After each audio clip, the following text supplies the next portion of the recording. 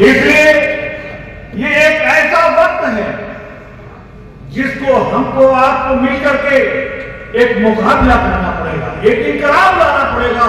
ये पीडीए के लोगों को पूरी ताकत के साथ इस लड़ाई को लड़ना पड़ेगा, तब जाकर के हमको ताकत मिले।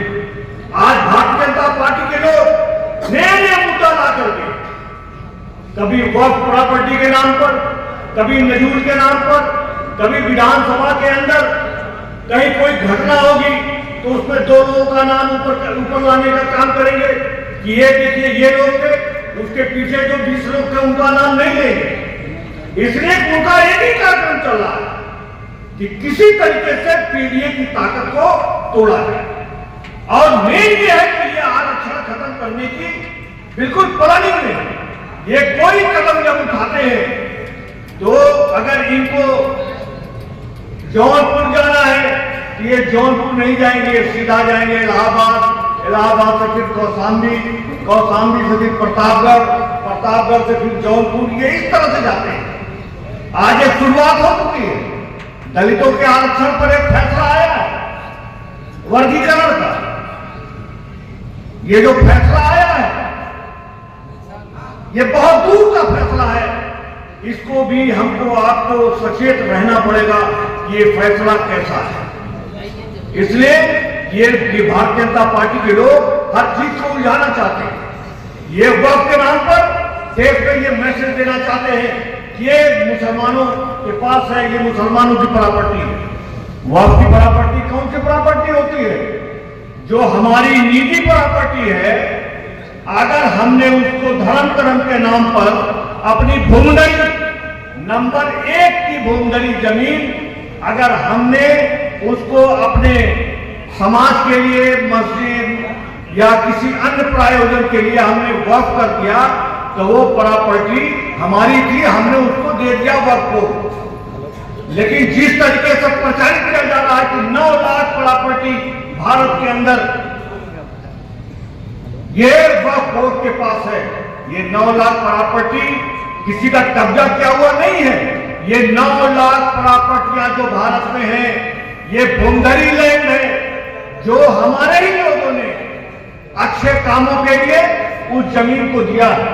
आपके रजपुरा में हमारे खानदान की थी सकीना बीवी, उन्होंने 4 बीघा जमीन वक्फ को दे दिया, अपने खानदान की 4 बीघा जमीन वक्फ को दे दिया। और रजपुरा मौर्या बस्ती में जमीन है, आज भी जाकर के वहां आप देख सकते हैं, वो भूमंडली लैंड है, उसमें नाम चढ़ दिया वक्फ की संपत्ति। अब उसको कोई कब्जा, ये वक्फ बोर्ड बनाया इसलिए गया कि ये जो संपत्तियां हैं इस पर किसी का कब्जा न होने पाए, इसलिए वक्फ बोर्ड बना। लेकिन भारतीय जनता पार्टी के लोग इसको उठा करके समाज में एक मैसेज देना चाहते हैं कि ये मुसलमानों ने कब्जा किया है। अब इसमें समाजवादी लोग बोलेंगे तो वो इसको दूसरे तरफ घुमाने का काम करेंगे। तो इन सारे विषयों की जानकारी हमको आपको होनी चाहिए। नजूल लैंड के नाम पर भारतीय जनता पार्टी के लोग आपस में लड़ गए। ये वक्फ बोर्ड की प्रॉपर्टी क्या है? वक्फ बोर्ड की प्रॉपर्टी केवल लखनऊ, इलाहाबाद में, बनारस में नहीं कुछ होगा तो 50,000 करोड़ की संपत्ति होगी। इस पर भारतीय जनता पार्टी की निगाह है, उनके नेताओं की निगाह है, नजूल लैंड पर उनकी निगाह है कि नजूल लैंड अगर खाली कराने का नंबर आ जाएगा, भारतीय जनता पार्टी के लोग आपस में लड़ गए। ये नजूल लैंड केवल प्रयागराज में इनके हमारे अध्यक्ष भी बैठे, इनका जनपद है, ये तो हमारे लोकसभा क्षेत्र के भी हमारे नेता हैं, इनकी जनपद में न जाने हमारे कम 10-50,000 करोड़ की प्रॉपर्टी केवल प्रयागराज में खाली करानी पड़ेगी। ये पूरा सिविल लाइन में प्रयागराज पूरा वो नजूल लैंड है। तो ये नजूल लैंड के नाम पर, नजूल लैंड वो प्रॉपर्टी होती है जो विभाजन में बहुत से लोग गए, जो देश छोड़ के चले गए, उनका कोई मालिक नहीं था, बाद में सरकार ने उसको ले लिया। अब बाद में सरकार ने उसको फ्री होल्ड करके कुछ पैसे की लीज पर 99 साल 30 साल की लीज पर जमीन को दे दिया।